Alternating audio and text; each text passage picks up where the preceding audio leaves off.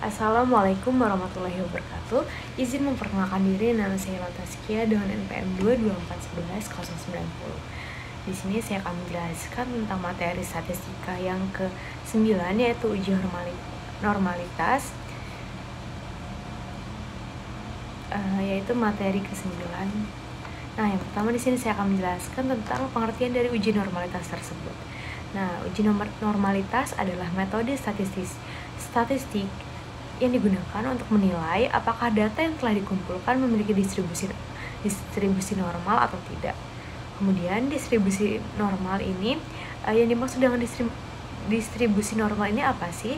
Nah, distribusi normal ini merupakan distribusi yang simetris dan mengikuti pola lonceng.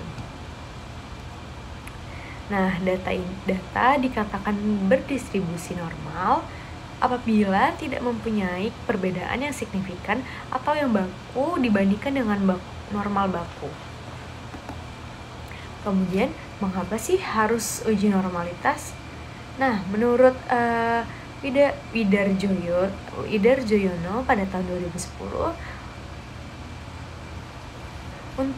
unit untuk melihat signifikansi variabel independen terhadap variabel dependen tidak bisa diaplikasikan jika residual tidak mempunyai distribusi normal. Kemudian setelah menurut Widarjono pada tahun 2010, ada lagi yang mengemukakan, yaitu pada tahun 2001, yaitu menurut Ghazali. Nah, menurut Ghazali itu uji T dan uji F mengasumsikan bahwa nilai residual harus mengikuti distribusi normal.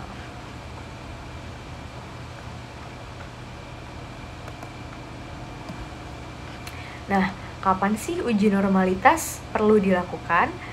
Nah, menurut Iqbal pada tahun 2016, pada beberapa metode menggunakan distribusi normal bagi sebuah data merupakan suatu keharusan, tapi bagi metode lainnya tidak. Salah satu yang menjadi keharusan sebuah data atau residualnya bukan variabelnya. Distribusi normal adalah dalam regresi linear dengan OLS, di mana salah satu asumsi klasik dalam regresi linear mengharuskan residual model terdistribusi normal. Nah, kemudian di sini ada tujuan dari uji normalitas. Tujuan dari uji normalitas ini ialah untuk menilai sebaran data pada suatu kelompok data atau variabel, apakah berdistribusi normal atau tidak. Nah, analisis statistik yang menggunakan distribusi normal sebagai dasar analisisnya adalah analisis statistik yang paling sering dilakukan oleh peneliti. Data yang berdistribusi normal memiliki pola distribusi yang berbentuk lonceng dan simetris. Artinya, pola data tersebut tidak melenceng ke kiri ataupun ke kanan. Nah, untuk mengetahui suatu data normal atau tidaknya, maka jika normal maka digunakan alat slat atau parametrik. Kemudian jika tidak normal maka digunakan alat slat atau non parametrik. Kemudian di sini ada pentingnya uji normalitas dalam analisis. Nah, uji normalitas ini memiliki peran penting dalam analisis data, terutama ketika kita ingin menggunakan teknik statistik yang memerlukan asumsi distribusi normal. Berikut beberapa alasan mengapa uji normalitas menjadi langkah kritis. Yang pertama yaitu validasi asumsi. Banyak metode statistik seperti uji T, ANOVA, dan regresi linear mengasumsikan bahwa data terdistribusi normal. Jika data tidak memenuhi asumsi ini, hasil analisis dapat menjadi bias atau tidak akurat. Kemudian yang kedua ada keandalan statistik parametrik. Nah, statistik parametrik ini yang bergantung pada parameter populasi seperti mean dan varians, memerlukan distribusi normal. Jika data tidak normal, kita mungkin perlu menggunakan metode non-parametrik yang kurang powerful. Kemudian yang ketiga ada interpretasi yang benar. Distribusi normal memudahkan interpretasi hasil analisis. Misalnya, jika kita tahu data terdistribusi normal, kita dapat mengartikan interval kepercayaan dan value dengan lebih baik. Kemudian ada deteksi outlier. Uji normalitas membantu kita mendeteksi adanya outlier atau data ekstrim yang dapat mempengaruhi hasil analisis. Kemudian yang terakhir ada keputusan bisnis. Nah, dalam konteks bisnis, keputusan berdasarkan analisis ini dapat mempengaruhi strategi perusahaan. Kemudian memastikan data terdistribusi normal membantu mengambil keputusan yang lebih baik bagi perusahaan. Kemudian, apa aja sih uji normalitas itu? Nah, secara umum dinyatakan bahwa normalitas itu dapat dinilai dengan cara yang jika dikelompokkan pada dasarnya ada dalam dua kelompok, yaitu analisis secara visual dan analisis secara statistik. Nah, beberapa penjabaran analisis secara virtual itu atau poin-poinnya itu ada 6, ada 5. Yang pertama itu ada grafik normal PP, kemudian normal Kiki, kemudian histogram, kemudian ada stimulus, kemudian yang terakhir ada box plot. Kemudian kalau jika dari analisis secara statistik itu ada 5. Yang pertama ada chi-square, yang kedua ada Kolmogorov-Smirnov, yang ketiga ada Lilliefors, yang keempat ada Shapiro-Wilk, yang kelima ada Jarque-Bera.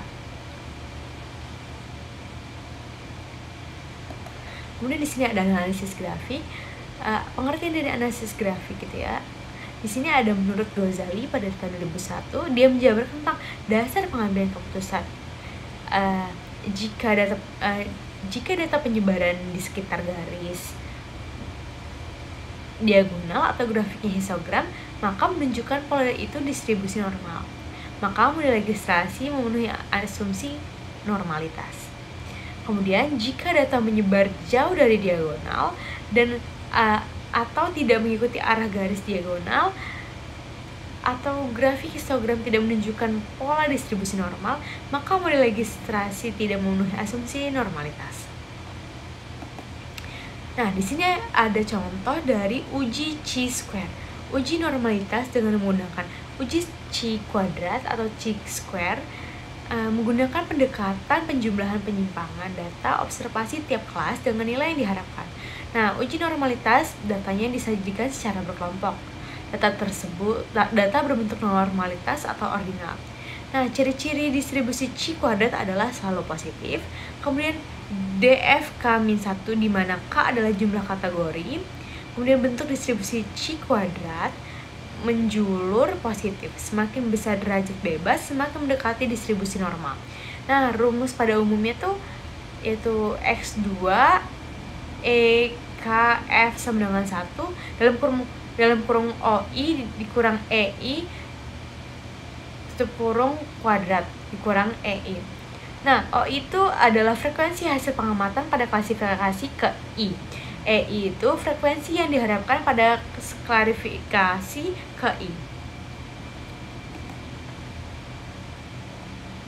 Kemudian di sini ada uji Kolmogorov-Smirnov.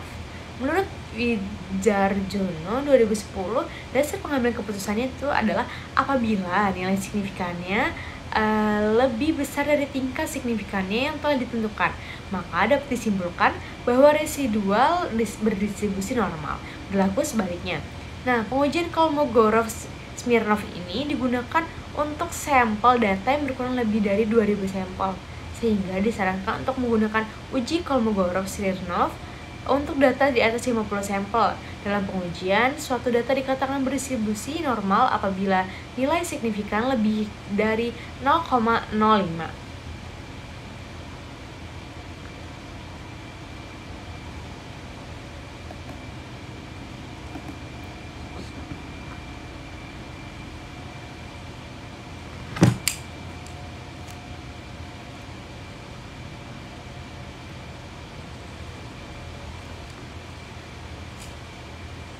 Baiklah, itu saja yang dapat saya sampaikan atau saya jabarkan dari materi ke-9 statistika ini. Saya akhiri. Wassalamualaikum warahmatullahi wabarakatuh.